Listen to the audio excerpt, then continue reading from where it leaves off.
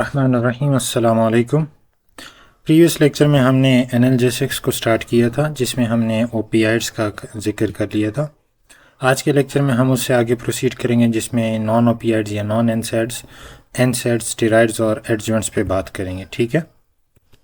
इस लेक्चर में जो भी प्रीवियसली कवर हो चुका था उसमें हमने एक बैकग्राउंड बनाया, पाथवे बनाया और ओपियाइड्स की क्लासिफिकेशंस की, पेन पाथवे को समझा और कौन कौन सी मेडिसिन पाथवे में किस जगह पे एक्ट करती हैं वो बातें की।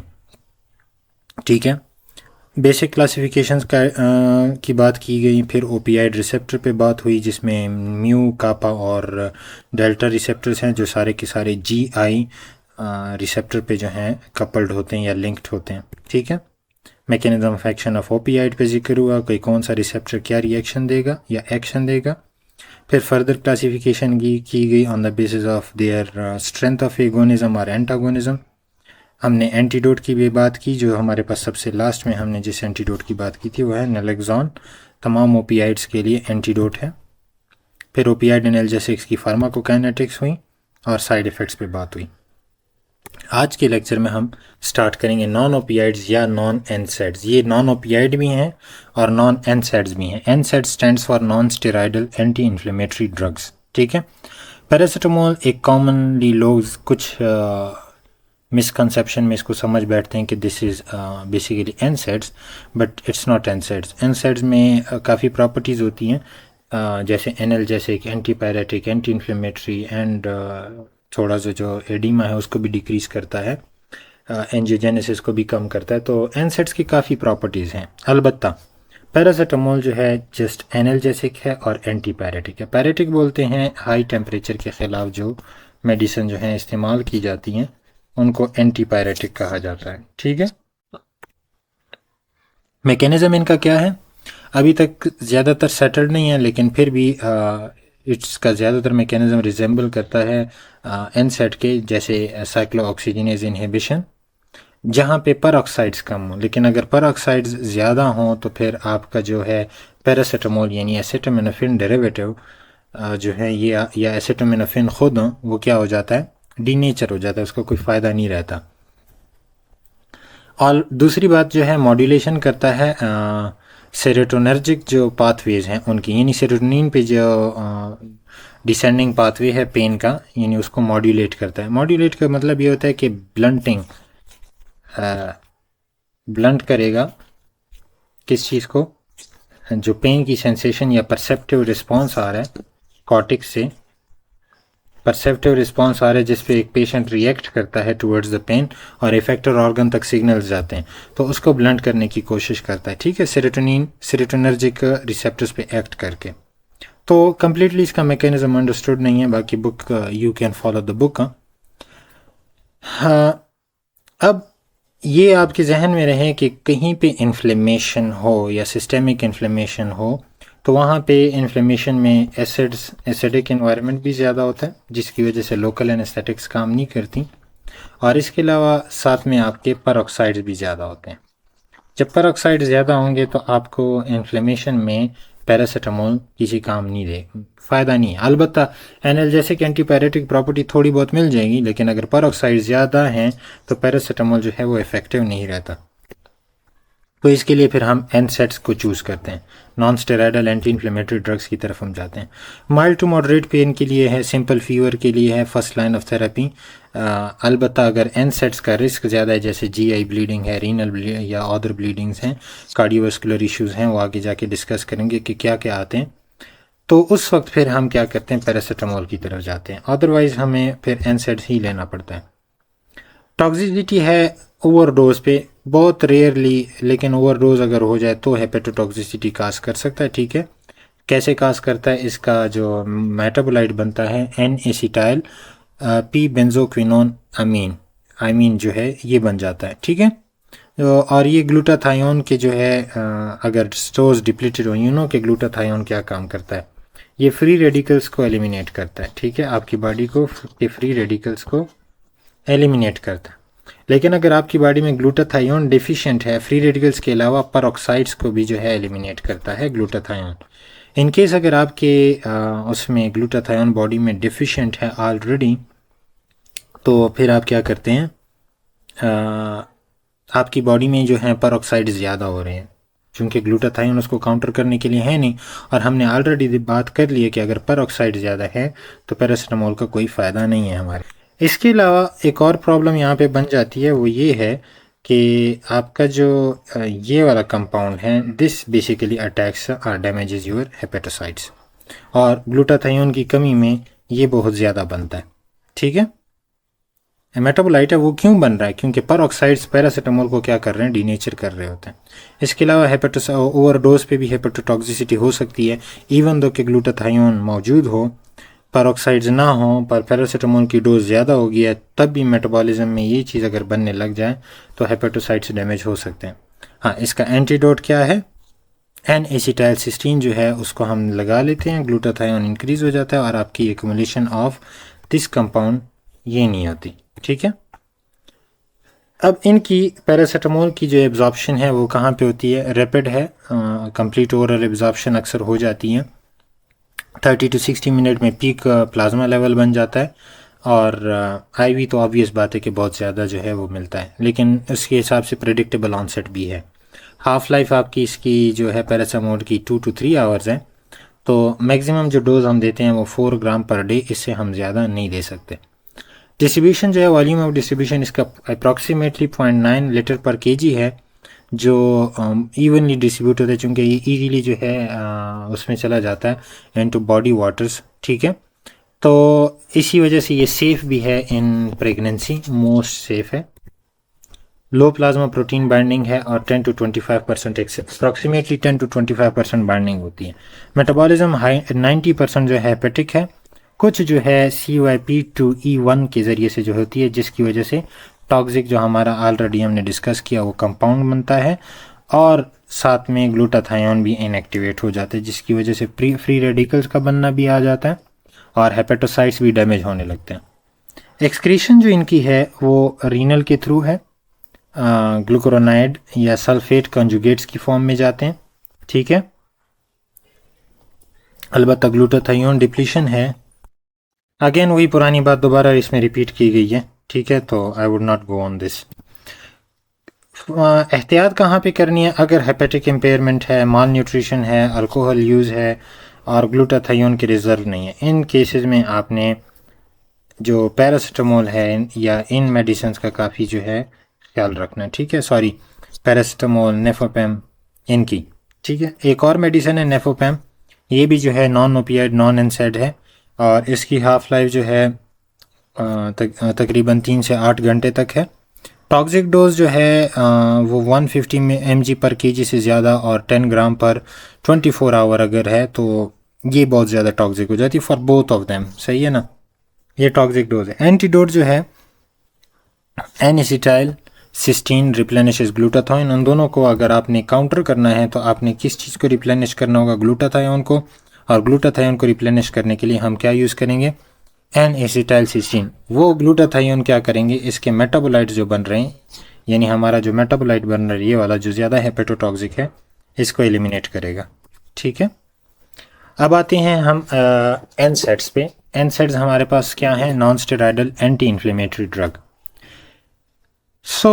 हमें इसमें इन्फ्लेमेशन को समझना होगा। यू ऑलरेडी नो कि इन्फ्लेमेशन क्या चीज़ है। ठीक है, इन्फ्लेमेशन के 4 कार्डिनल साइन हैं, तो हमारे एनसेड जो हैं वो उन्हीं 4 कार्डिनल साइंस को क्या करते हैं, काउंटर करते हैं। कैसे काउंटर करते हैं, प्रोस्टाग्लैंडिन, प्रोस्टासाइक्लिन, ल्यूकोट्रीन, इन तमाम के किसी जो भी हमारे जो इन्फ्लेमेटरी मेडिएटर्स हैं, इन्फ्लेमेटरी मेडिएटर्स, इनको किसी न किसी वे पे जो है इनकी प्रोडक्शन, इनकी पैसेज, इनके पाथवे जो है उसको ब्लॉक करते हैं। उसमें हमारे पास 2 किस्म के इन्वॉल्व होते हैं, एंजाइम इन्वॉल्व होते हैं। एक है COX-1, दूसरा है COX-2। ये बेसिकली है साइक्लो ऑक्सीजिनेज एंजाइम। ठीक है, साइक्लो ऑक्सीजिनेज एंजाइम है, इसमें 2 सब यूनिट्स हैं इसके, सब टाइप्स हैं, जो साइक्लोऑक्सीजिनेज 1 है और साइक्लोऑक्सीजिनेज 2। दोनों काम कैसे करते हैं और दोनों के काम पे थोड़े से आपको इफ़ेक्ट और साइड इफ़ेक्ट का भी अंदाज़ा हो जाएगा। ठीक है ना। अब NSAIDs में कुछ जगह पे आप सुनेंगे कि दे आर ब्लड थिनर, उनमें ब्लीडिंग होती है, तो कुछ जगह पे आप सुनोगे कि NSAIDs की वजह से क्लॉटिंग या CVS डिजीज़ के चांसेस हैं। तो उस पर बात करेंगे कि कौन से कॉक्स की वजह से क्या होता है, क्लॉटिंग हो रही है और कहाँ पे ब्लीडिंग हो रही है और क्यों हो रही है। सही है। पहले मैकेनिज़्म को समझ लेते हैं कि कैसा मैकेनिज़्म है। COX-1 जो है आपकी बॉडी में नॉर्मली एग्जिस्ट करता है, जबकि COX-2 जो है वो किसी वजह से, किसी इन्फ्लेमेशन, कोई पार्टिकल बॉडी में आ जाए जिसकी वजह से बॉडी उस पर रिएक्ट करती है, रिस्पॉन्ड करती है, एक डिफेंसिव रिस्पॉन्स देता है। इन्फ्लेमेशन एक किस्म से एक डिफेंसिव रिस्पॉन्स होता है, ठीक है ना, वो रिस्पॉन्स देता है। उस वक्त साइक्लोऑक्सीजिनेज 2 जो है वो इंड्यूस हो जाता है, यानी प्रोडक्शन शुरू हो जाती है, आपकी बॉडी में बनने लग जाता है। तो नॉर्मली ये एग्जिस्ट करता है। COX-2 एक किस्म से इमरजेंसी रिस्पॉन्स सिस्टम में आ जाता है, ठीक है। इमरजेंसी रिस्पॉन्स सिस्टम ज़रूरी नहीं है, बस कोई भी इन्फ्लेमेशन आपकी बॉडी में, कोई भी इंसल्ट आ रही है आपकी बॉडी को, कोई स्टिमुलस आ रहा है जो आपके इन्फ्लेमेटरी मीडिएटर को क्या कर रहा है, एक्टिवेट कर रहा है, तो उसमें COX-2 भी एक्टिवेट हो। सो कॉन्स्टिट्यूटिव का मतलब यही है कि COX-1 जो है पहले से मौजूद होगा आपकी बॉडी में। गैस्ट्रिक म्यूकोजा में है प्लेटलेट्स थ्रोम्बोक्सेन A2 में ये मेन चीज़ थी, वो ब्लीडिंग वाली। प्लेटलेट्स थ्रोम्बोक्सेन A2 वहाँ पे पाया जाता है, एक्टिवली काम करता है और रीनल ब्लड फ्लो को मेंटेन करता है साइक्लोऑक्सीजिनेज 1। साइक्लोऑक्सीजिनेज 2 जो है ये किडनी और ब्रेन दोनों में सबसे ज़्यादा पाया जाता है और इन्फ्लेमेशन के थ्रू जो है इंड्यूस किया जा सकता है। सही है। अब अगर हम क्या करें, इन साइक्लोऑक्सीजिनेज 1 को इनहिबिट करें तो ये तमाम चीज़ें इनहिबिट हो जाएंगी, यानी एंटी प्लेटलेट इफेक्ट मिलेगा विच इज़ ब्लीडिंग, ठीक है, और रीनल एम्पेयरमेंट होगी। क्यों? क्योंकि रीनल ब्लड फ्लो डिक्रीज हो रहा है एक साथ में। और GI म्यूकोजा जो है वो प्रोटेक्शन देता है साइक्लोऑक्सीजिनेज 1, लेकिन अगर मैं इनहिबिट कर रहा हूँ तो साइक्लोऑक्सीजिनेज 1 की वजह से GI अल्सरेशन भी हो सकती है। अल्सर क्या है? एक किस्म से ज़ख़म है गट का, ठीक है, स्टमक का, गैस्ट्रिक अल्सरेशन या GI जो भी है वो डेवलप हो सकता है। क्यों हो रहा है? क्योंकि साइक्लोऑक्सीजिनेज 1 बेसिकली एक किस्म से इन प्रोटेक्टिव मैकेनिज़्म है, लेकिन हमें व्हेन देयर इज़ इन्फ्लेमेशन और सीवियर हो जाती है और हम उसको बर्दाश्त नहीं कर पाते तो हम मेडिसिन ले लेते हैं अपने साइक्लोऑक्सीजिनेज 1 को ब्लॉक करके, हमें ये रिस्क बन जाते हैं, अलबत्ता हमें फ़ायदा भी मिल जाता है, ठीक है। दूसरा है हमारा साइक्लोऑक्सीजिनेज 2 इंड्यूसिबल है, इन्फ्लेमेशन को डिक्रीज़ करता है, पेन कम हो जाता है, फीवर कम हो जाता है। लेकिन साइक्लोऑक्सीजिनेज जो है वो साइक्लोऑक्सीजिनेज 1 के थोड़ा सा ऑपोजिट है। किस टर्म में? In term of platelets activity. यहाँ पे साइक्लोऑक्सीजिनेज सेलेक्टिव एजेंट्स जो हैं वो थ्रोम्बोटिक जो कार्डियोवास्कुलर रिस्क हैं उनको इंक्रीज कर सकता है। थ्रोम्बोटिक कार्डियोवास्कुलर रिस्क से मतलब ये है कि यहाँ पे प्लेटलेट्स जो हैं वो एग्रीगेट होने लग जाएंगे, थ्रोम्बोस बनने लग जाएगा साइक्लोऑक्सीजिनेज की इनहिबिशन पे, 2 की इनहिबिशन पे। So there is a difference. अगर आप साइक्लोऑक्सीजिनेज 1 सेलेक्टिव यूज़ कर रहे हैं तो ये चांसेस हैं, साइक्लोऑक्सीजिनेज 2 यूज़ कर रहे हैं तो ये चांसेस हैं। फिर आपके पास कुछ आएंगे जिसमें एफिनिटी की बात होगी, तो एफिनिटी को देखना है, उसी हिसाब से जो है डोज एंड एफिनिटी को देखना है, उसी हिसाब से आपको एक्शन का भी पता चलेगा। सो एक ही एंजाइम को ब्लॉक करने में इतने ज़्यादा डिफरेंट फंक्शंस हमें क्यों मिल रहे हैं? उसकी वजह यही है कि एंजाइम मुख्तलिफ लोकेशन में पाया जाता है, जैसे स्टमक में है, किडनी में इसको ब्लड फ्लो को इंक्रीज़ कर रहा है, बाकी इन्फ्लेमेटरी मीडिएटर्स को इंक्रीज़ करता है, जिसकी वजह से एंजियोजेनेसिस यानी इन्फ्लेमेशन में जो रेडनेस आती है वो इन्फ्लेमेशन रेडनेस किसकी वजह से होती है? एंजियोजेनेसिस की वजह से। न्यू वेसल्स बन रही होती हैं, ब्लड फ्लो ज़्यादा होता है, ठीक है। इसके अलावा रेडनेस आ गई, वहाँ पे स्वेलिंग होना, क्योंकि वहाँ पे एक्सोडेट जो है वो आ जाता है, फ्लूइड बाहर को आ जाता है, आपके डिफेंसिव जो चीज़ें हैं वो फ्लूइड में चली जाती हैं और उनको जो बाहर से कोई स्टिमुलस आया उसको काउंटर करती हैं, ठीक है। इसमें प्रोस्टाग्लैंडिन, साइटोकाइनिन्स, ये सारी चीज़ें शामिल हैं आपके इन्फ्लेमेटरी मीडिएटर्स, और उसी वजह से रेडनेस के साथ साथ स्वेलिंग हो जाती है और इस साथ में आपको जो है सेंसिटाइजेशन ऑफ जो रिसेप्टर्स हैं, कौन से रिसेप्टर्स? पेन के रिसेप्टर्स, वो सेंसिटाइज हो जाते हैं और आपको फिर पेन भी फील होता है उस जगह पे। और इसके अलावा क्या होता है? कार्डिनल साइन, जो चौथा कार्डिनल साइन है वो है टेम्परेचर, और टेम्परेचर भी ज़्यादा होता है तो in other ways they also decrease the metabolic rate और the temperature of that region और the whole systemic circulation as well. तो ये 4 non steroidal anti inflammatory drugs के फंक्शंस हैं। सबसे प्रोस्टाग्लैंडिन जो है सिर्फ इन्फ्लेमेटरी सिग्नल नहीं देता, ये और भी सिग्नल्स देता है, जिसके अलावा जिसमें क्या है, म्यूकोजा को प्रोटेक्ट करना। कैसे प्रोटेक्ट करेगा? एसिड से बचाने के लिए बाइकार्बोनेट लेयर बना लेता है, ठीक है। किडनी में मेंटेन करता है ब्लड फ्लो को। रीनल परफ्यूजन जो है वो अगर बराबर नहीं है। अब अगर आप इसको ब्लॉक कर दें तो ऑब्वियस बात है स्टोमक्स, किडनीज, इनकी जो रूटीन प्रोटेक्टिव मैकेनिज्म्स हैं वो ख़राब हो जाएंगे, ठीक है। अब इसी वजह से एनसेड्स के लॉन्ग टर्म यूज़ करने की वजह से आपको अक्सर गैस्ट्रिक इश्यूज महसूस मिलेंगे, ठीक है। अब इन्फ्लेमेशन को तो आप कंट्रोल कर लोगे, लेकिन ये जो protective mechanism of the stomach, kidneys हैं और इवन ब्लड है या प्लेटलेट्स है, उनको क्या करेगा, इफ़ेक्ट करेगा और आपको साइड इफ़ेक्ट्स मिलेंगे, ठीक है। अब अगर आपके पास क्रॉनिक किडनी डिजीज़ है और पेशेंट वॉल्यूम डिप्लीटेड है, तो वहाँ पे आपने एनसेड्स यूज़ नहीं करने। एक और भी चीज़ है कि एनसेड्स को कुछ एनसेड्स जब हम इस्तेमाल कर रहे होते हैं किसी पेशेंट में और उसमें चांसेस हैं कि किडनी की ब्लड फ्लो कम है, तो ऐसे पेशेंट में एनसेड्स आपने इस्तेमाल नहीं करने। क्यों? क्योंकि kidney blood flow already decrease है, एनसेड मज़ीद डिक्रीज़ करते हैं। इसके अलावा एक और भी है कि एनसेड्स को हम कुछ डायरेटिक्स हैं उनके साथ इस्तेमाल नहीं कर सकते। डायरेटिक्स यूज़ किए जाते हैं किस चीज़ के लिए? ताकि ब्लड प्रेशर जो है उसको हम कम कर सकें। How to decrease it? Blood pressure कम कब होगा? Bye causing डायरिसिस। डायरिसिस क्या है? यूरिन का पास आउट होना ज़्यादा। अब अगर एनसेड और डायरेटिक्स को एक साथ यूज़ किया जाएगा तो एनसेड्स की वजह से डायरेटिक्स की जो प्रॉपर्टी है, क्या प्रॉपर्टी है? यूरिन को यानी ब्लड वॉल्यूम को कम करना और यूरिन के थ्रू इसको बॉडी से एक्सपेल करना, वो इफ़ेक्ट आपको मिलेगा नहीं, एंटागोनाइज हो जाएगा। तो इस वजह से एनसेड्स को डायरेटिक्स के साथ इस्तेमाल नहीं किया जाता और ना ही किडनी के इंजरी में आप इस्तेमाल करेंगे, ठीक है, उसमें इस्तेमाल नहीं होगा।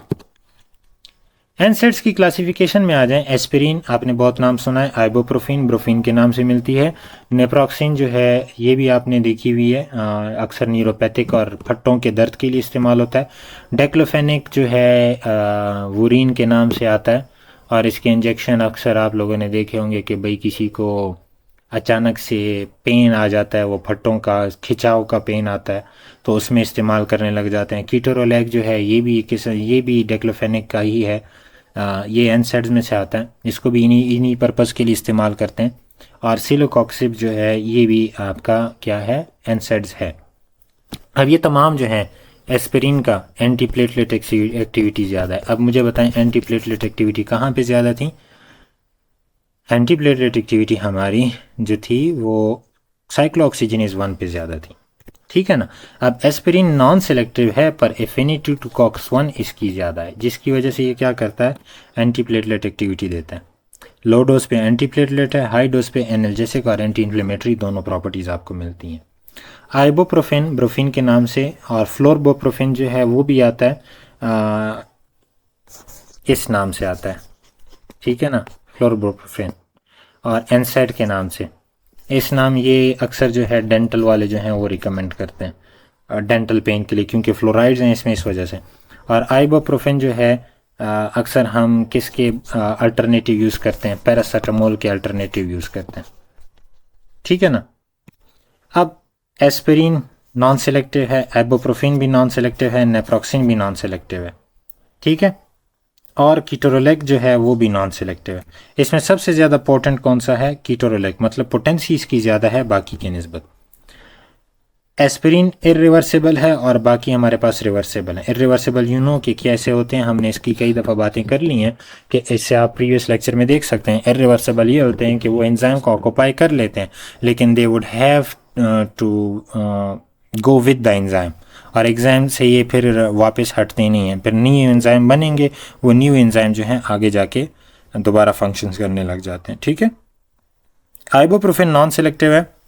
नॉर्मली एंटीपायरेटिक, एनाल्जेसिक और एंटी इन्फ्लेमेटरी रिस्पांस के लिए हम फर्स्ट लाइन ऑफ थेरेपी इस्तेमाल करते हैं और OTC है। OTC मतलब ऑन द काउंटर अवेलेबल है, ठीक है। एस्पिरिन को अक्सर जो है थ्रोम्बोटिक सीवी यानी कार्डियोवैस्कुलर डिजीज़ जो हैं जिनमें उस एमआई आ जाता है, एंजाइना आ जाता है, उनमें अक्सर इस्तेमाल किया जाता है। ठीक है, एस्पिरिन को। आइबुप्रोफेन आपने देख लिया। नेप्रोक्सिन जो है रिवर्सिबल है, नॉन सेलेक्टिव है, लॉन्गर हाफ लाइफ है, इसी वजह से दिन में 2 दफ़ा इस्तेमाल होता है। और नेप्रोक्सिन सोडियम ज़्यादा इफेक्टिव आता है हमारे न्यूरोपैथिक और कुछ जो पट्ठों का दर्द है, यानी टेंडन स्ट्रेच है या लेगामेंट्स का है या इवन मसल्स का पेन है, उसमें ज़्यादा फ़ायदेमंद है। सही है ना। डेक्लोफेनिक अगेन रिवर्सिबल है, प्रेफरेंशियल है, साइक्लोऑक्सीजनेज 2 पे प्रेफरेंशियल है, यानी साइक्लोऑक्सीजनेज 1 पे भी एक्ट करता है, लेकिन नॉर्मल डोजेस पे या इवन लो डोजेस पे ये सबसे पहले किसको अटैक करेगा? साइक्लोऑक्सीजनेज 2 को इनहिबिट करेगा।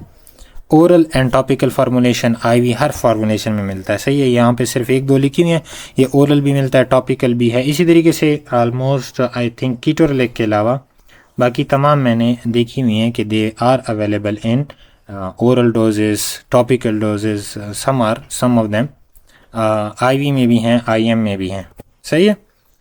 आ जाएं सिलोकॉक्सिब पे। OXIB जिनके आखिर में आता है, समझ जाएं कि ये साइक्लोऑक्सीजनेज 2 सेलेक्टिव इनहिबिटर्स हैं।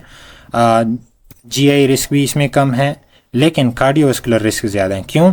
क्योंकि साइक्लोऑक्सीजनेज 1 ब्लीडिंग काज करता था, जबकि साइक्लोऑक्सीजनेज 2 जो हैं वो उसके बरक्स काम करते हैं। ये थ्रोम्बोटिक जो प्रॉब्लम है उनको इंक्रीज करते हैं। ठीक है। केमिकल क्लासेस हैं। एस्पिरिन आता है सिलिसाइलेट्स में से, if you want to know कि किस किस में से आते हैं। फिर एनसेट्स की एक और का कैटेगरी, ये तमाम जो कैटेगरीज हैं ये सारी एनसेट्स की हैं। सही है। सिलिसाइलेट्स में एस्पायरिन है, पी अमाइनोफिनोल डेरिवेटिव्स हैं, ये पैरासीटामोल में आता है, अमाइनोफिनोल या एम्फेटामिन जो हैं वो वाली। एंडोल्स हैं या रिलेटेड कंपाउंड्स हों तो इसमें आइडोमेथसिन या सोलिनेडेक, ये हमने इतना नहीं देखा हुआ। फिनामेट्स हैं जिसमें मेफेनेमिक एसिड है, मेफेनेमिक एसिड आपका पोनेस्टान। ठीक है, ये है। फिर आपके पास आता है एराइल प्रोपाइनिक एसिड डेरिवेटिव्स हैं जिसमें आइबुप्रोफेन और नेप्रोक्सिन है या फ्लोरबिप्रोफेन है। एसेटिक एसिड डेरिवेटिव्स में डेक्लोफेनिक सोडियम है, और साइक्लोऑक्सीजनेज 2 सेलेक्टिव इनहिबिटर्स में से सिलोकॉक्सिब आपकी एग्जांपल हैं। ये केमिकल क्लासेस हैं किसकी? एनसेट्स की, और ये उनकी फिर क्या है? टाइप्स हैं, एग्जांपल्स हैं।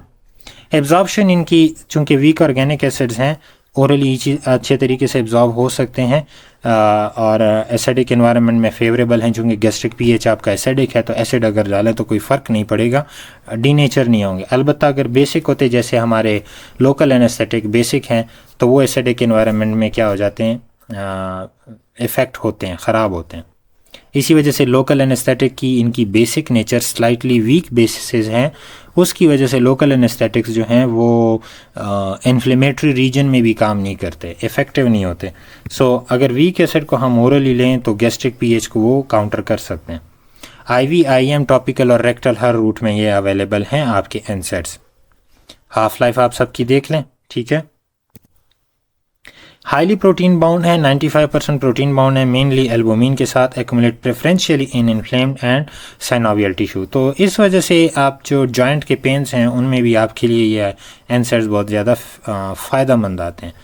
ठीक है ना, जिसमें हम अक्सर पायरोक्सिकेम और नेप्रोक्सिन वगैरह देते हैं जॉइंट्स के पेन में भी, और कभी कभी डेक्लोफेनिक का जेल भी इस्तेमाल कर लेते हैं टॉपिकल फॉर्म में, और वो भी हमें काफ़ी फ़ायदा देता है।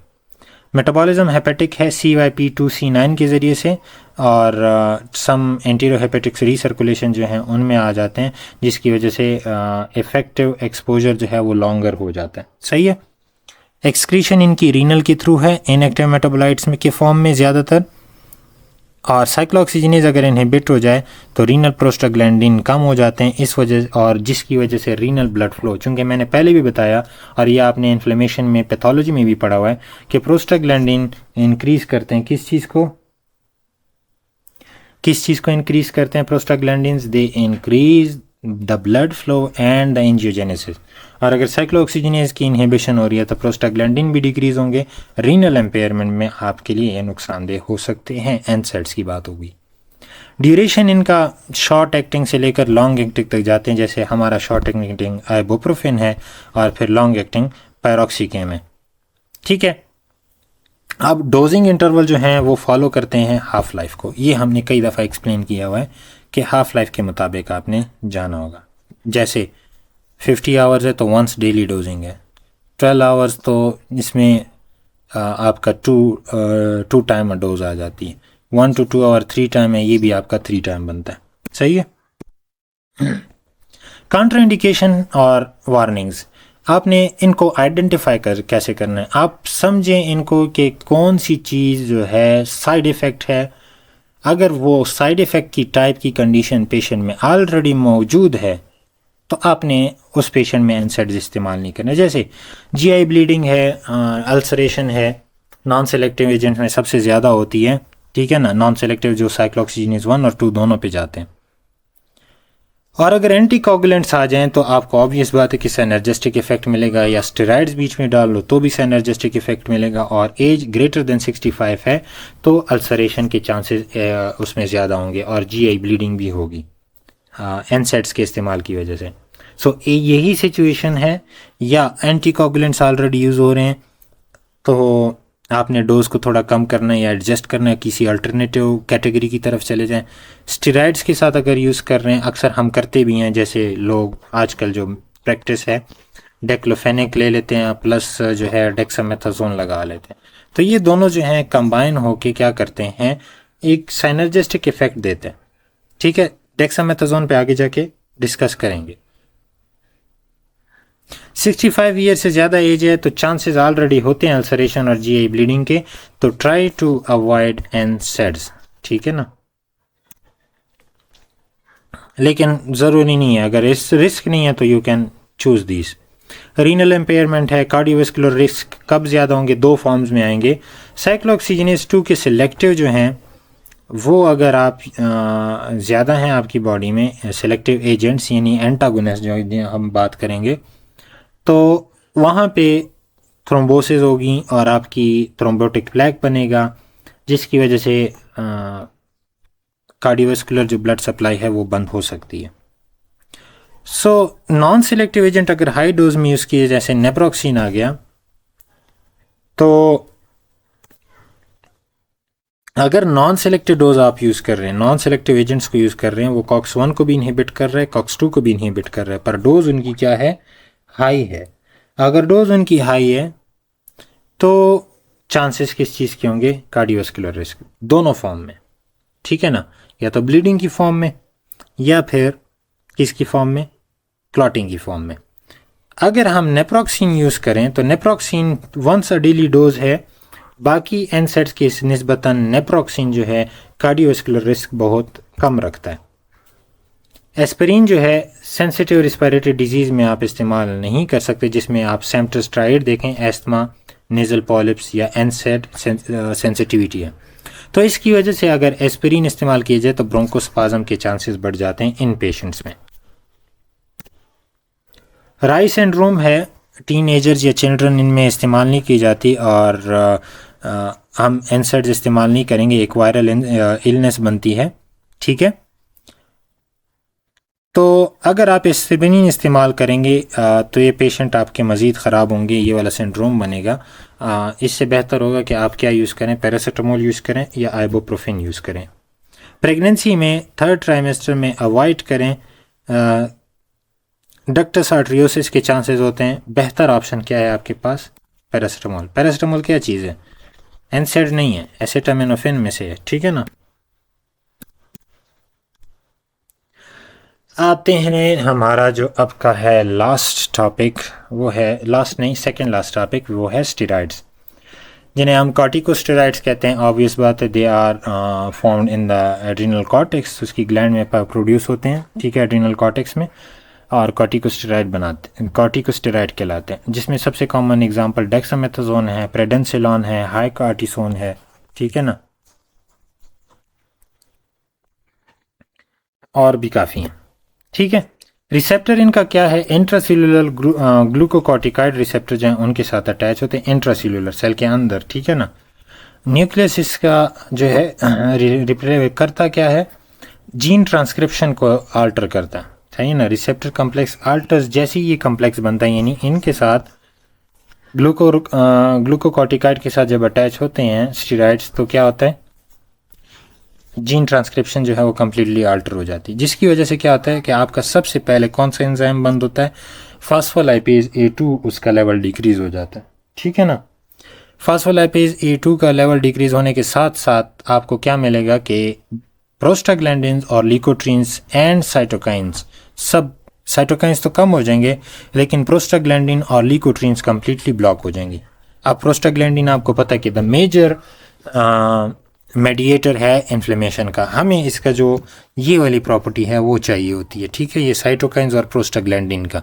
तो मैकेनिज्म ये है कि डेक्सामेथाजोन या कोई भी स्टेरॉइड आएगा, किसके साथ बाइंड होगा, ग्लूकोकॉर्टिकाइड इंट्रासेल्युलर रिसेप्टर्स के साथ, जीन ट्रांसक्रिप्शन बंद हो जाए, अल्टर हो जाएगी, जिसकी वजह से फास्फोलाइपेज A2 डिक्रीज होगा, और फास्फोलाइपेज A2 के डिक्रीज होने की वजह से प्रोस्टाग्लैंडिन्स एंड ल्यूकोट्रीन्स ये बंद ब्लॉक हो जाएंगे और आपके साइटोकाइंस जो हैं वो भी कम हो जाएंगे। इन डूइंग सो क्या हो जाएगा, आपको एंटी इन्फ्लेमेटरी एंड एंटी या एनाल्जेसिक वगैरह इफेक्ट मिलेंगे, ठीक है, एंटी इन्फ्लेमेटरी भी मिलेगा, एनाल्जेसिक भी मिलेगा, ल्यूकोट्रीन्स की जाने की वजह से एंटी एलर्जिक इफेक्ट भी मिलेगा, ठीक है। और ये स्टेरॉइड्स इंट्रासेल्युलर रिसेप्टर पे एक्ट कर रहे हैं तो मोस्ट ऑफ द सेल्स पे ये अटैक कर सकते हैं और इंटरनली ये सेल की जो जीन ट्रांसक्रिप्शन है उसको चेंज कर सकते हैं। यही वजह है इनका स्पेक्ट्रम जो है ऑफ मैकेनिज्म ब्रॉड मैकेनिज्म है, ठीक है, ब्रॉडर मैकेनिज्म ऑफ एक्शन है, मल्टीपल लोकेशंस पे एक्ट करता है। इस वजह से हम कभी कभी इसको हरफन मौला भी बोलते हैं। मतलब मिसाल में ये है कि हर डिजीज़ में इस्तेमाल होता है, लोग करते हैं, माल प्रैक्टिस में भी काफ़ी हो रहा है इसको, ठीक है। सो ब्रॉड मैकेनिज्म है, ब्रॉडर मैकेनिज्म है, तो इस वजह से रिस्क भी इसके क्या हैं, ब्रॉडर हैं, काफ़ी ज़्यादा आपको इसके इश्यूज मिलेंगे, ठीक है ना।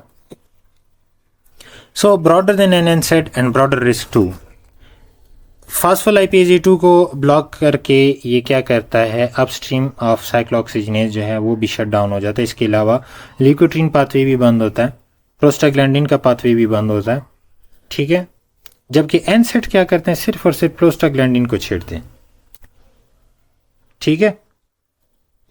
स्टेरॉइड क्या करते हैं, फास्फोलाइपेज, साइक्लोऑक्सीजिनेज, ल्यूकोट्रीन, प्रोस्टाग्लैंडिन, इन सब को छेड़ रहा होता है। इसके अलावा और भी जगहों पे काम करता है। इन्फ्लेमेटरी पेन आर्थराइटिस में स्टेरॉइड काफ़ी ज़्यादा फ़ायदेमंद साबित हुए हैं, ठीक है, with the other topical solutions, ठीक है।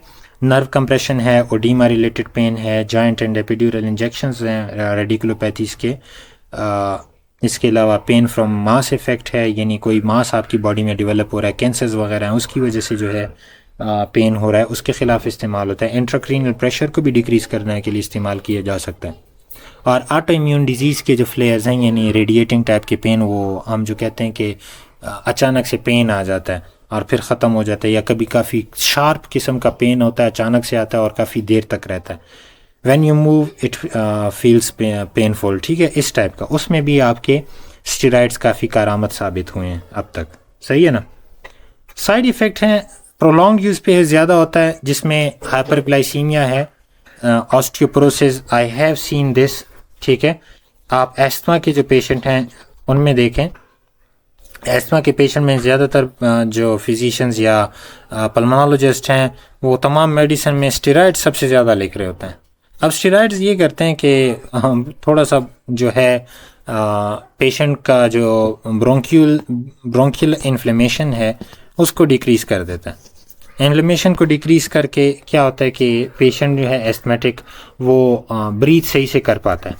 पर प्रॉब्लम इसकी क्या हो रही है कि स्टेरॉइड्स जो हैं दे इंटरेक्ट विद जो आपका जो मैकेनिज्म है कैल्सिटोनिन का, थायराइड ग्लैंड्स वाला कैल्सिटोनिन का, पैराथायराइड से फिर आपका आ जाता है पैराथायराइड हार्मोन, और साथ में कोलिकैल्सिफेरॉल यानी विटामिन D3 जो है, इनका जो एक अकेले में एक पाथवे है टू क्या कहते हैं कि कैल्शियम को रेगुलेट करना या बोन को स्ट्रेंथन करना या टीथ्स को स्ट्रेंथन करना या कार्टिलेज को स्ट्रेंथन करना या मसल्स को स्ट्रेंथन करना, तो स्टेरॉयड जो है इस पूरे मैकेनिज्म को, यानी जो बोन स्ट्रेंथनिंग करना होता है, इसके मैकेनिज्म को इफेक्ट करता है। तो उस वजह से आपके पास क्या होती है, ऑस्टियोपोरोसिस होती है, मतलब बहुत कमज़ोर पड़ जाती हैं आपकी बोन्स।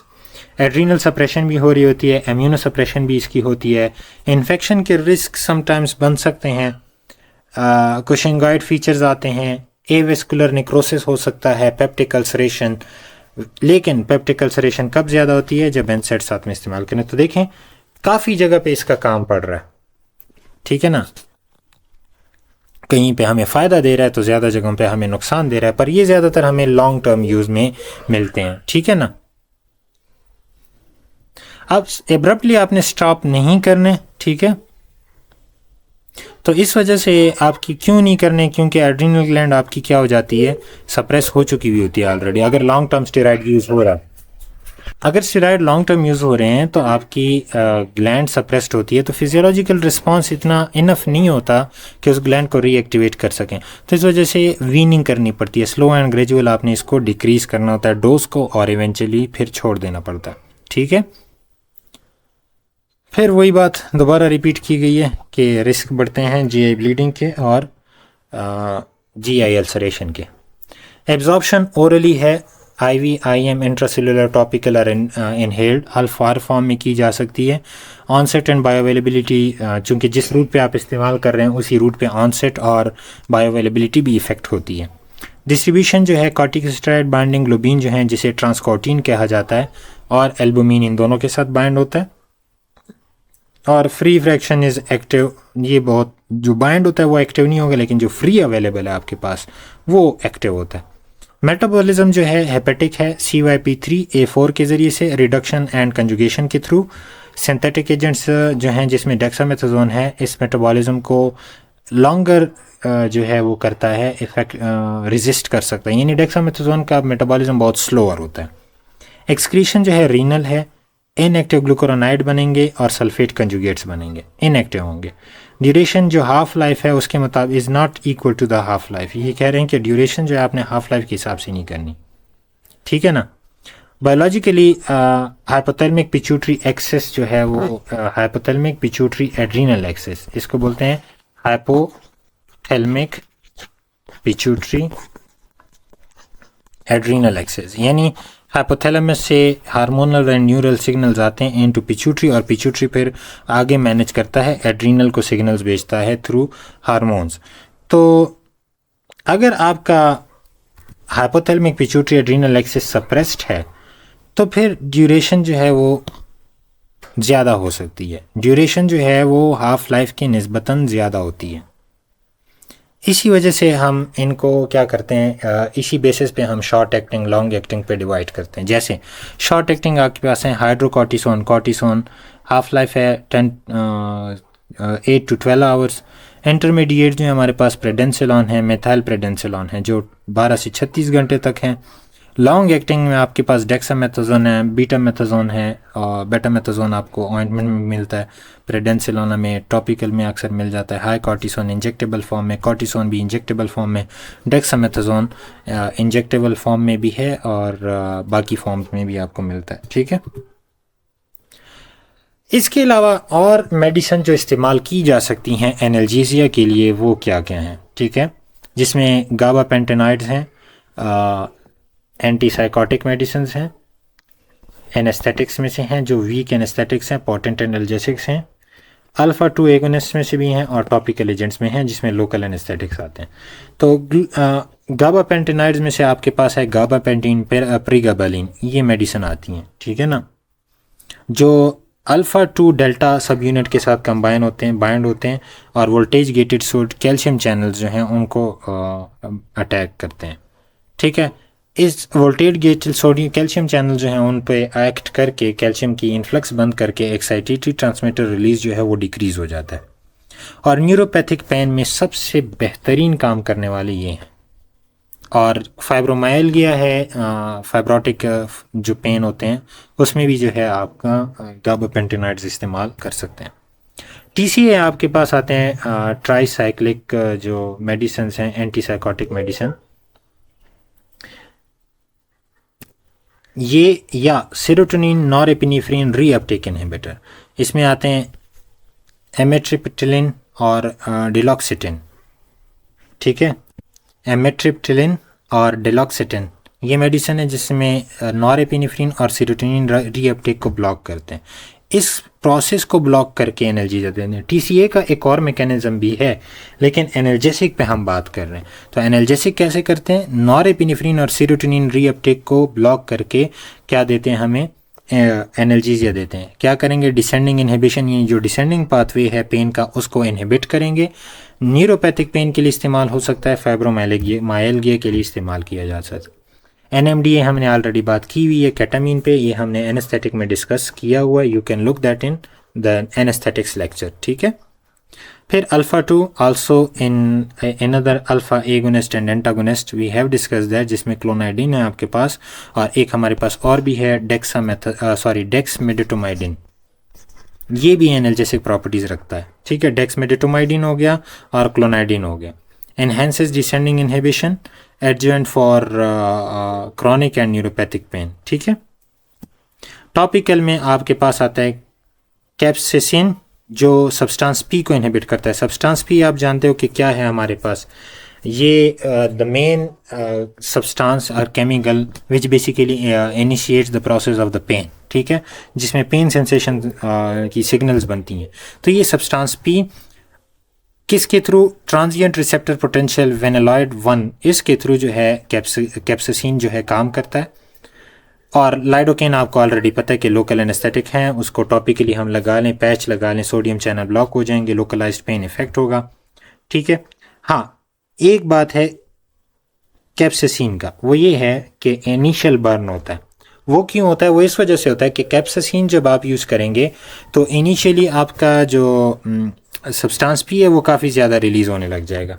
सब्सटेंस पी जब रिलीज़ होता है ये बेसिकली बर्निंग सेंसेशन देता है आपको, एक किस्म से पेन जो है वो इंटेंस फील होगा। तो कैप्साइसिन जो है इनिशियली काफ़ी पेनफुल लगेगा, लेकिन बाद में इसका जो है सब्सटेंस पी कम्प्लीटली इनहिबिट हो जाएगा, डिप्लीट हो जाएगा, और आपकी जो है जो पेन सिग्नलिंग है वो बंद हो जाएगी, ठीक है। इस सब्सटेंस पी के इनिशियल जो इनफ्लक्स है, जो फ्लक्स हो रहा होता है, बहुत ज़्यादा फ्लक्स हो रहा होता है शुरू में, तो इसके थ्रू जो है डिप्लीशन होती है। सो डिप्लीशन के लिए हमें पहले उसको रिलीज़ कराना होता है। तो रिलीज़ तो होगा, जब रिलीज़ होगा तो रिसेप्टर के साथ भी अटैच होगा। इसी वजह से कैप्साइसिन के यूज़ में सब्सटेंस पी का इनिशियल रिलीज़ आपको बर्निंग सेंसेशन देता है, लेकिन इस इनिशियल जो मैसिव रिलीज़ होता है इसकी वजह से सब्सटेंस पी डिप्लीट हो जाता है, और वही डिप्लीशन फिर आपको बाद में एनाल्जेसिया प्रोवाइड करती है। अदर एडजुवेंट्स में केटामीन, गाबापेंटेनाइड, लोकल एनेस्थेटिक, उनको दोबारा रिपीट किया गया है। You can look for their pharmacokinetics yourself, that's on you, this is your task. इसमें इतना कुछ है नहीं। सो ज़्यादातर चीज़ें ऑलरेडी हमने डिस्कस की हुई हैं, ठीक है ना, जैसे केटामीन, लोकल एनेस्थेटिक्स और अल्फा 2 एगोनिस्ट। इनके लिए आप मेरे जो दूसरे लेक्चर्स हैं एनेस्थेटिक वाला लेक्चर वो देख लें, और इसका एक और लेक्चर है हमारा अल्फा 2 एगोनिस्ट और antagonist, you can look that up again ताकि आपको समझ आ सके।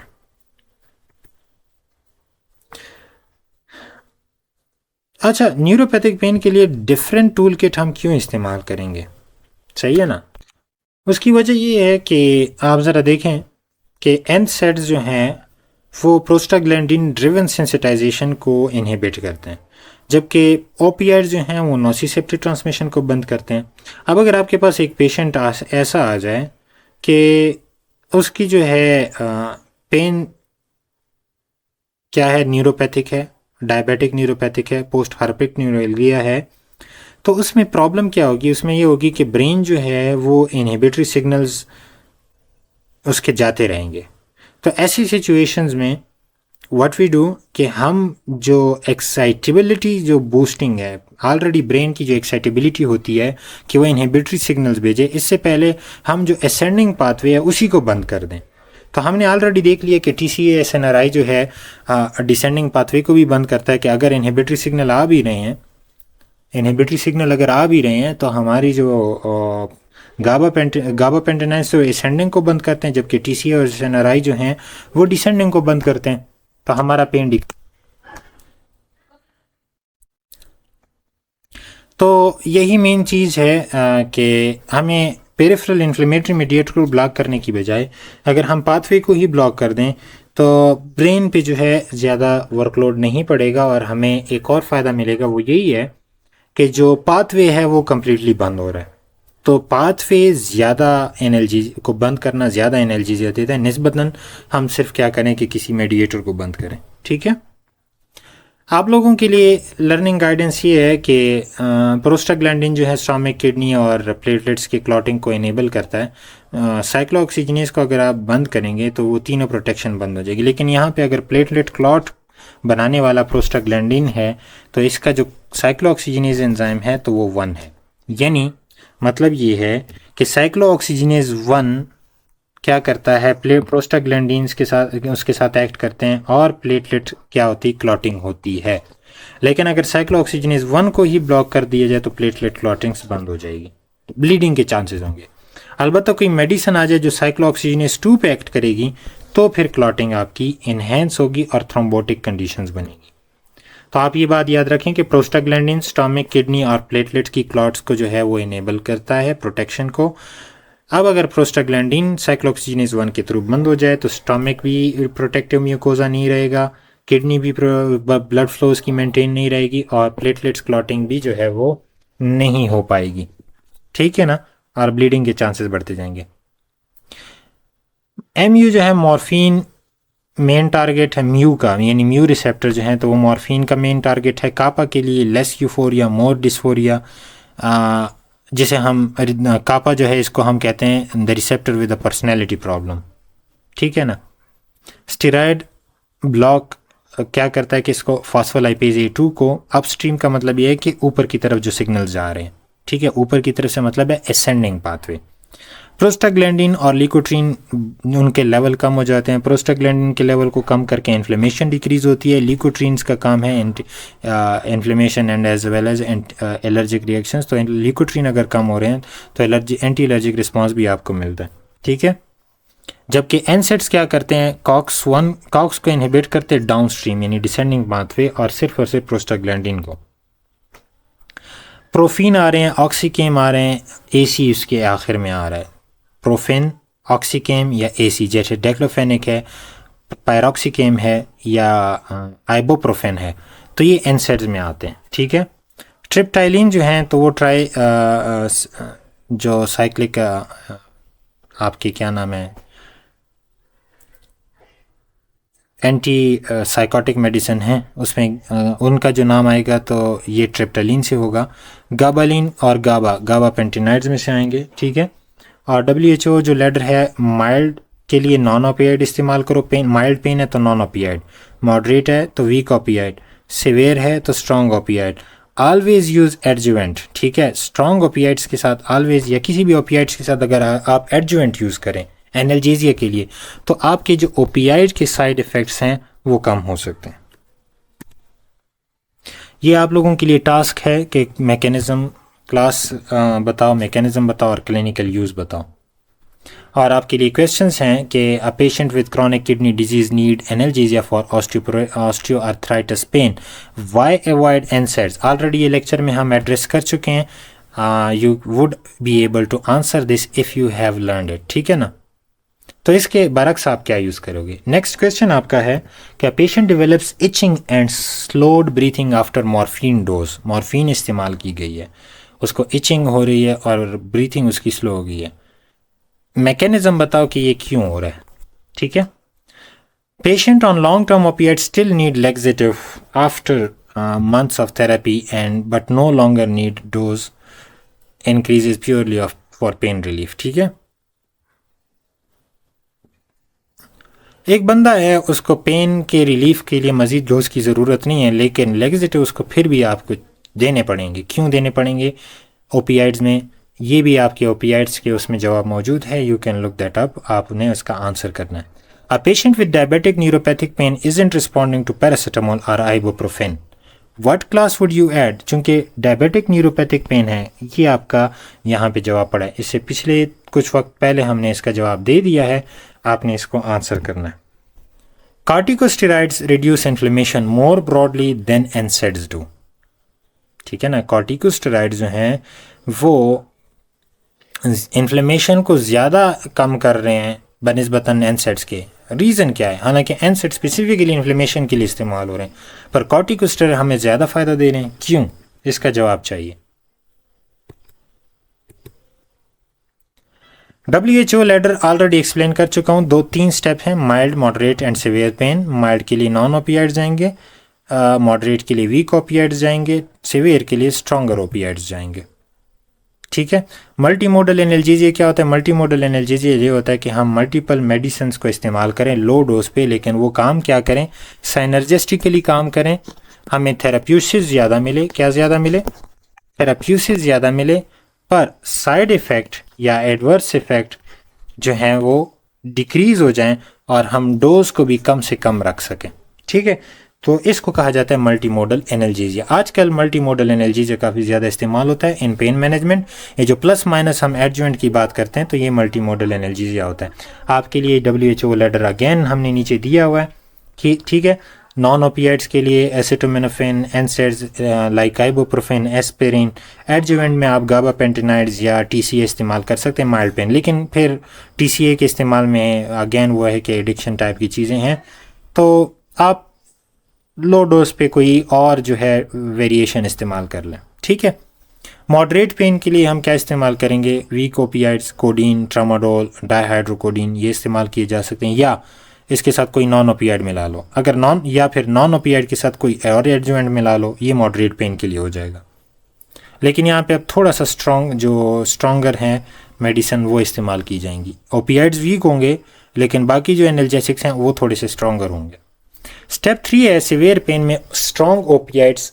एडजुवेंट में आप नॉन ओपियाइड्स या मल्टीपल नॉन ओपियाइड्स आप इस्तेमाल कर सकते हैं, या मल्टीपल एडजुवेंट्स आप इस्तेमाल कर सकते हैं। ठीक है। आपने मेडिसिन को चूज करना है according to the contraindication. Renal impairment है, एनसेड्स को अवॉइड करो, पैरासीटामोल या डोज एडजस्टेड ओपियाइड्स को यूज़ करो। डोज एडजस्टेड ज़रूरी है ओपियाइड में रीनल इम्पेयरमेंट के केस में। पेप्टिक अल्सर है, GI ब्लीडिंग है, नॉन सेलेक्टिव एनसेड्स को अवॉइड करो। पैरासीटामोल या COX-2 सेलेक्टिव एजेंट्स को इस्तेमाल करो ताकि गैस्ट्रिक प्रोटेक्शन हो सके, और साथ में आपने गैस्ट्रिक प्रोटेक्शन भी देनी है। कार्डियोवैस्कुलर डिजीज़ है तो साइक्लोऑक्सीजिनेज 2 सेलेक्टिव को अवॉइड करो। हाई डोज एनसेड्स क्यों अवॉइड करेंगे? क्योंकि थ्रोम्बोटिक एक्टिविटी ज़्यादा हो जाएगी। हाई डोज एनसेड्स भी आपने यूज़ नहीं करने, इंस्टेड किस तरफ जाओ?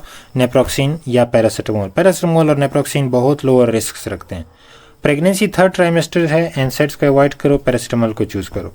वायरल इन्फेक्शंस हैं चिल्ड्रन में तो एस्पिरिन को अवॉइड करो, पैरासीटामोल जो है या आइबुप्रोफेन को इस्तेमाल करो। हेपेटिक इम्पेयरमेंट है, हाई डोज पैरासीटामोल को अवॉइड करो, reduce dose with monitoring. Paracetamol की डोज को इस्तेमाल अगर करना भी है तो पैरासीटामोल को यूज़ करो, बहुत ही कम डोज में इस्तेमाल करना। ड्रग इंटरेक्शन क्या है? एनसेड, साइक्लोऑक्सीजिनेज 1 वाले और एंटीकोगुलेंट्स। एडिटिव प्रॉपर्टी यानी साइनर्जिस्टिक ब्लीडिंग होगी, GI और सिस्टेमिक हेमरेज होगा। Opioid plus benzodiazepine. बेंजोडाइजिपिन हमारे मेडाजोलाम, डायजेपाम ये आते हैं, सेडेटिव जिन्हें कहा जाता है। तो ओपियाइड्स के साथ कोई भी सेडेटिव इस्तेमाल करें, वो एनेस्थेटिक्स में से हो, बेंजोडाइजिपिन में से हो, किसी भी चीज़ में से हो, क्या होगा कि एडिटिव प्रॉपर्टी मिलेगी, यानी CNS डिप्रेशन होगी, दोनों में रिस्पिरेटरी डिप्रेशन भी होगी। रिस्पिरेटरी अरेस्ट और कार्डियोवैस्कुलर रिस्क ज़्यादा हैं, कार्डिक अरेस्ट के भी हैं। ट्रामाडोल हमारे पास आता है आपका एनसेड्स में से SSRI और MAOI। सेरोटोनिन रीअपटेक इनहिबिटर है, और आपके पास मोनोअमीन ऑक्सीडेज इनहिबिटर। ये क्या करते हैं? सेरोटोनर्जिक एक्टिविटी को इंक्रीज करते हैं, सेरोटोनिन सिंड्रोम का काज हो सकता है, और साथ में sensitization of the cardiac muscle भी होती है और एरिथमियास के चांसेस भी हैं। NSAIDs plus ACE inhibitor. ACE आप 4th सेमेस्टर में पढ़ोगे, एंटी हाइपरटेंसिव में से, angiotensin converting enzyme inhibitor plus diuretics. ये ट्रिपल वैमी इफेक्ट बनाता है, इनको आप इस्तेमाल नहीं कर सकते। क्यों? कंबाइंड रीनल वेसोकंस्ट्रिक्शन होगी, हाइपोपरफ्यूजन होगी। कंसीक्वेंस क्या होगा कि एक्यूट किडनी इंजरी जो है उसके चांसेस ज़्यादा हो जाएंगे, क्योंकि ये इंटरेक्ट करेंगे तो डायरेटिक्स का डायरेटिक इफेक्ट नहीं मिलेगा। ACE इनहिबिटर ऑलरेडी यही काम करते हैं, तो आपको क्या मिल रहा है? रीनल वेजोकंस्ट्रिक्शन मिलेगी, हाइपोपरफ्यूजन होगी यानी ब्लड फ्लो कम होगा इनटू द किडनी और एक्यूट किडनी इंजरी होने लग जाएगी। लॉन्ग टर्म स्टेरॉइड प्लस एनसेड इस्तेमाल नहीं करेंगे, क्यों? मैकेनिज्म ये है, और पेप्टिक अल्सरेशन हो सकती है। 4 पाथवेज हैं, पाथवे स्टेजेस हैं, यानी पेन के जो पाथवे हैं उसके 4 स्टेजेस हैं, और 5 आपकी ड्रग क्लासेस हैं। ओपियाइड्स, पैरासीटामोल, एनसेड, स्टेरॉइड्स, एडजुवेंट्स, ये आपकी 5 कैटेगरीज हैं। और WHO लैडर जो है वो भी आपको इसके बारे में बताता है। तो ये आप लोगों के लिए समरी है कि ओपियाइड्स कैसे काम करते हैं, क्लिनिकल टेक अवेज आपके लिए क्या हैं, पैरासीटामोल कैसे काम करता है, वो नॉन एनसेड है, नॉन ओपियाइड है, एनसेड्स कैसे काम करते हैं। इन पूरे लेक्चर में हमने ये तमाम चीज़ें पढ़ ली कि प्रीवियस लेक्चर और इस लेक्चर में ओपियाइड्स GI कपल्ड म्यू कापा और डेल्टा रिसेप्टर पे एक्ट करते हैं, न्यूरोट्रांसमीटर के रिलीज को डिक्रीज करते हैं, हाइपरपोलराइजेशन को इंक्रीज करते हैं, और tolerance to analgesia and not to constipation ये डेवलप हो सकती है। यानी कॉन्स्टिपेशन को टॉलरेंस नहीं डेवलप होगी, जबकि एनाल्जेसिया को टॉलरेंस डेवलप हो सकती है। यानी मेडिसिन का डोज दो, पेशेंट को पेन फिर भी फील हो रहा होता है, तो लॉन्ग टर्म यूज में ऐसा होता है। पैरासीटामोल सेंट्रल साइक्लोऑक्सीजनेज इनहिबिशन करता है, मैकेनिज्म स्टिल कंसिडरेशन में है, और पेरिफेरल इफेक्ट इसके बहुत कम है। एनाल्जेसिक और एंटीपायरेटिक इफेक्ट है, एंटी इन्फ्लेमेटरी इफेक्ट इसका नहीं है। एनसेड्स क्या करते हैं? साइक्लोऑक्सीजनेज 1 और साइक्लोऑक्सीजनेज 2 दोनों पे करते हैं, कुछ सिलेक्टिव हैं, कुछ नॉन सिलेक्टिव हैं, कुछ प्रेफरेंशियल हैं। प्रोस्टाग्लैंडिन के लेवल को डिक्रीज करेंगे, सिर्फ और सिर्फ प्रोस्टाग्लैंडिन। जो एंजाइम हमें बेनिफिट दे रहा है वही एंजाइम हमें GI और रीनल रिस्क दे रहा है। कौन सा? Cyclooxygenase 1 and cyclooxygenase 2। Cardiovascular risk भी हमें मिल रहे हैं। स्टीराइड क्या है? फास्फोलाइपेज A2 को डिक्रीज करता है, प्रोस्टाग्लैंडिन और ल्यूकोट्रीन्स के लेवल को डिक्रीज करके हमें एनाल्जेसिया और एंटी इन्फ्लेमेटरी इफेक्ट देता है। ब्रॉडर देन एनसेड्स हैं, इसी हिसाब से रिस्क भी इसके ब्रॉडर हैं। एडजुवेंट्स में नर्व एक्साइटेबिलिटी और डिसेंडिंग इनहिबिशन होती है, एक्साइटेबिलिटी को भी बंद करता है, डिसेंडिंग पाथवे को भी इनहिबिट करता है। साइक्लोऑक्सीजनेज पे इफेक्ट नहीं करता या ओपियाइड पाथवे पे इफेक्ट नहीं करता। First line of neuropathic pain के लिए हम इस्तेमाल करते हैं। WHO क्या करता है? पेन सेवेरिटी के मुताबिक आपने जो है क्या करना है, इंटरवेंशन करनी है, मेडिसिन देनी है। और कंबाइंड मैकेनिज्म के लिए हमें मल्टी मोडल जो है या एनाल्जेसिया इस्तेमाल किया जाता है। Thank you. जो टास्क दी गई हैं उन टास्क को काइंडली कंप्लीट कर लें, ठीक है।